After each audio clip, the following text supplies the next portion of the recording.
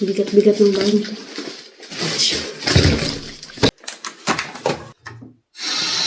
Good morning guys. So alas 8, mag-alas 9 na pala dito ng umaga. Lamas lang ako kasi pupunta ako sa store.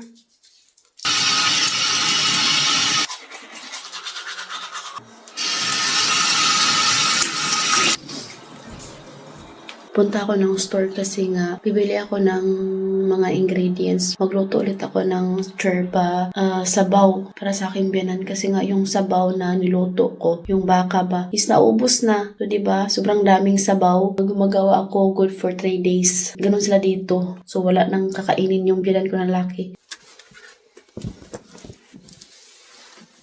Ayan. Si Habi, yung alam niya lang is mga prito-prito. Alam niyo na, pag andito si Mama, hindi ako nagluluto ng pagkain ng biyanan ko kasi nga, siya yung tagaluto. Ako naman tagaluto sa amin. Meron ako ditong nakalista, no? Mga Romanian vegetable. Nanonood lang din ako sa YouTube. First time kong magluto ng tserba di poy, kaya galingan natin. Maglagay lang ako ng ganito, no? Para dili tayo malamigan.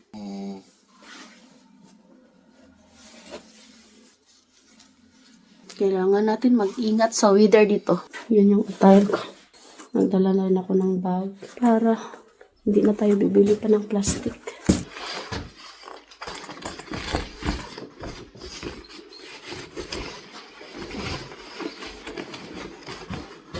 Yan yung labas. Nakakamiss yung summer, oh. Meron pang snow. Ayan.